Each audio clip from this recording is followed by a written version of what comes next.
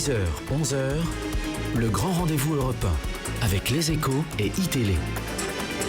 Nicolas Barré, Michaël Darmon, Jean-Pierre Elkabbach. Si François Hollande renonçait à être candidat, iriez-vous à sa place? Moi, je travaille pas sur ces suppositions, ces supputations ou des si. C'est une éventualité que lui-même pose. François Hollande a donné rendez-vous aux Français au mois de décembre. Donc, c'est à lui de prendre la décision. Cette hypothèse est possible. Éventuellement, vous serez prêt, préparé. Et j'ai toujours considéré que le président de la République sortant devait être le candidat. Mais c'est une hypothèse possible qu'il ne le soit pas? Qu'il devait être le candidat, c'est à lui de prendre cette décision. Il a déjà d'ailleurs eu l'occasion de le dire. On prend évidemment cette décision en fonction du bilan.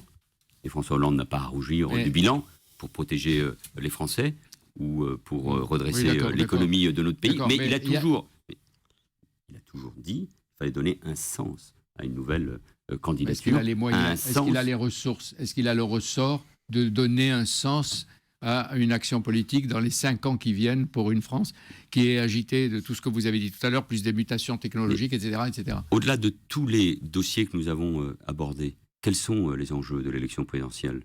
On semble parfois les oublier. Le premier enjeu, c'est le danger du Front National. Dans toutes les enquêtes d'opinion, on n'en parle plus.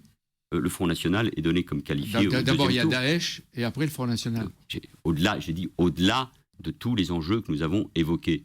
Et bien sûr, il y a la lutte contre le terrorisme, d'abord, et le rassemblement des Français. Mais l'enjeu politique, puisque vous avez dit que cette partie était très politique, l'enjeu politique, mais qui va au-delà même de la politique, parce que c'est une certaine idée de la France qui serait alors remise en cause, c'est le danger que représente le Front National. Le deuxième enjeu, il est lié, c'est l'élimination de la gauche le soir du premier tour.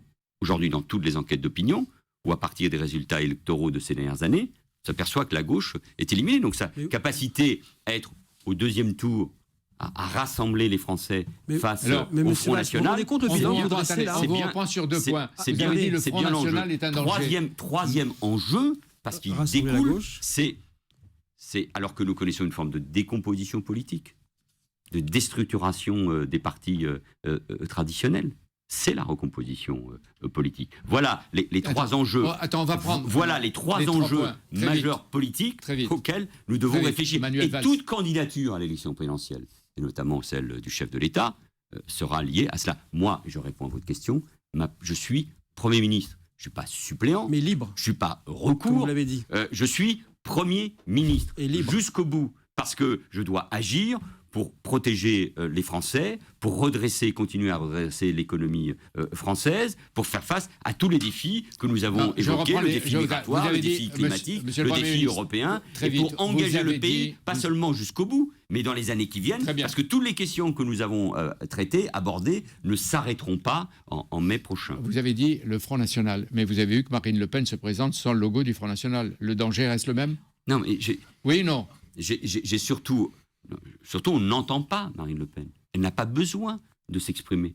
Une partie de la droite, par ses propositions, par la remise en cause de l'état de droit, c'est-à-dire tout simplement l'arbitraire, qui prendrait la place sur l'idée qu'on se fait de la démocratie et de l'état de droit, par sa volonté en permanence de stigmatiser ici les pauvres, là nos compatriotes musulmans, là les migrants, fait le travail à la place de l'extrême droite. Mais l'extrême droite, ça présente peut-être au deuxième tour, mais elle est présente en France, elle est présente extrême droite et populisme en Europe. Nous l'avons vu avec les élections allemandes il y a quelques jours. Nous le voyons à travers les sondages concernant la prochaine élection présidentielle autrichienne début octobre. Elle est présente, donc c'est pour nous, et ça reste, et je l'avais dit ici dans cette même émission au printemps 2015, quelques semaines avant les élections départementales, ça reste pour nous le combat majeur. Parce que, je fais le lien entre d'un côté la menace terroriste, la progression de l'islamisme, de l'islamisme radical, la mise en cause de ce que nous sommes, la division, les risques de confrontation que nous connaissons dans notre pays, pas l'échec économique. Et de l'autre côté, la montée du populisme et de l'extrême droite. Oui, il y a un danger fondamental pour ce que nous sommes, pour l'unité de notre pays. 10h, 11h, le grand rendez-vous européen avec Les Échos et iTélé.